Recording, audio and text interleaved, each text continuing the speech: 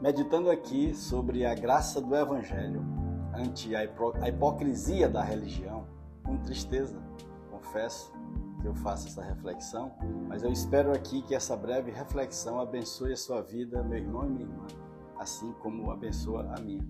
E eu começo dizendo que a verdadeira espiritualidade, à luz do ensino do Evangelho e da vida de Jesus, é uma completa antítese às distorções produzidas pela religiosidade que, lamentavelmente, se baseia no medo, na culpa, no interesse e nas relações de troca. E isso nada tem a ver com o Evangelho genuíno de Jesus.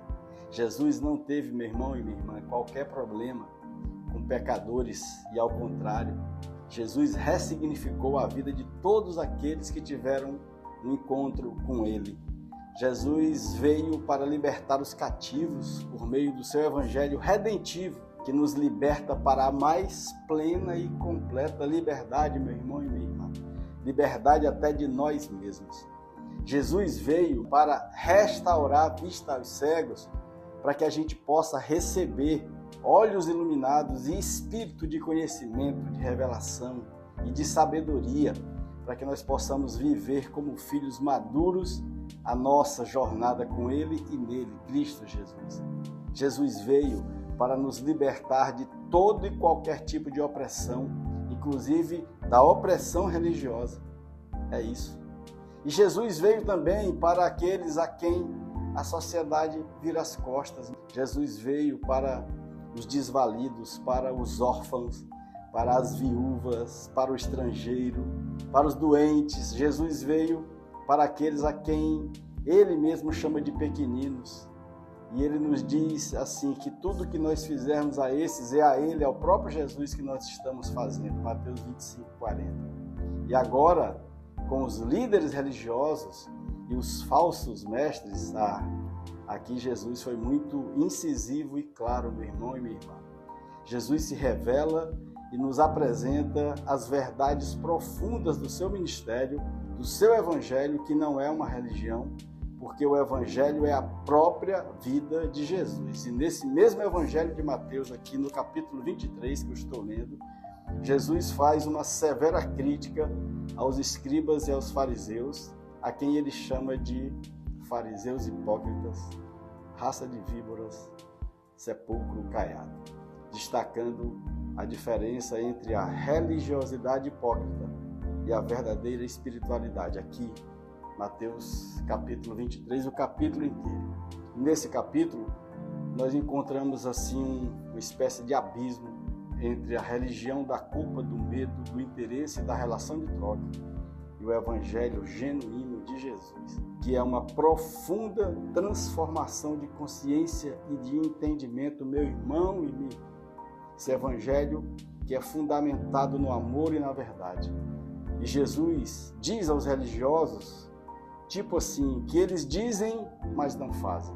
Uma religiosidade marcada pela discrepância entre o discurso e a prática. Porque eles, os religiosos, impõem cargas pesadas sobre os outros, mas não se movem para fazer nada de abençoador. E em contraste, o Evangelho de Jesus é centrado no amor, na graça, na justiça, na misericórdia e na fidelidade.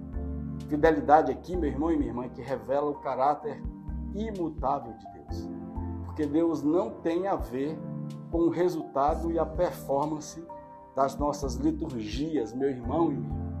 Mas Deus tem tudo a ver, sim, com a pessoa que nós nos tornamos em Cristo Jesus. É quem nós nos tornamos. Não é o que a gente fala, meu irmão e minha irmã, mas é quem nós somos do Senhor. E quando nós agimos pelo referencial do Evangelho de Jesus, é simplesmente porque nós não sabemos mais viver de outra forma, de outro jeito, que não seja pelo referencial da vida e do Evangelho de Jesus. E Ele nos chama a uma prática de fé que vai muito além das aparências, que vai muito além dos rituais, alcançando o coração e transformando a nossa maneira de viver e de nos relacionarmos uns com os outros. Esse é o Evangelho de Jesus. A verdadeira espiritualidade é aquela que manifesta amor genuíno e compaixão, que revela a dinâmica do próprio Deus por meio do amor, esse amor que é tornado prático através da graça, o amor prático, e que se consuma na comunhão, nas nossas relações de irmãos uns com os outros. Meu irmão, minha irmã, a essência do Evangelho, conforme nos revela Jesus, é um chamado ao arrependimento genuíno e à transformação do coração.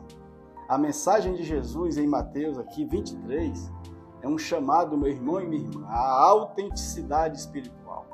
Porque aqui ele está nos advertindo contra a hipocrisia religiosa. E ele está nos convidando a abraçar uma fé que se manifesta em justiça, em misericórdia e em fidelidade. A cruel abordagem da religiosidade limita a compreensão de Deus a um juiz severo, sempre à espera de punir o menor deslize. Isso é só religião, porque Jesus nos convida a uma compreensão mais profunda e libertadora, meu irmão e minha irmã. Ele nos ensina que a verdadeira espiritualidade não se restringe à dureza legalista e opressiva dos dogmas e das doutrinas religiosas, mas sim na transformação de entendimento que se expressa na maturidade dos filhos que vivem as virtudes de Deus, o nosso Pai. A justiça que Jesus nos ensina não é uma justiça retributiva, meu irmão e minha irmã, mas é uma justiça restaurativa. Esse amor radical e transformador supera qualquer lei escrita, porque eleva as relações humanas a um nível de profunda compaixão uns pelos outros. E o apóstolo Paulo afirma que o cumprimento da lei é o amor. A lei é o amor. A gente vê isso em Romanos 13. A verdadeira santidade não se mede pela conformidade externa a um código de conduta, mas se mede pela capacidade de amar como Cristo amou, meu irmão e minha irmã. E o jeito de amar, como Jesus amou, é viver a graça. Jesus nos ensina sobre graça para aprendermos a sermos gratos e graciosos uns com os outros. E essa é a verdadeira espiritualidade. Graça nas relações.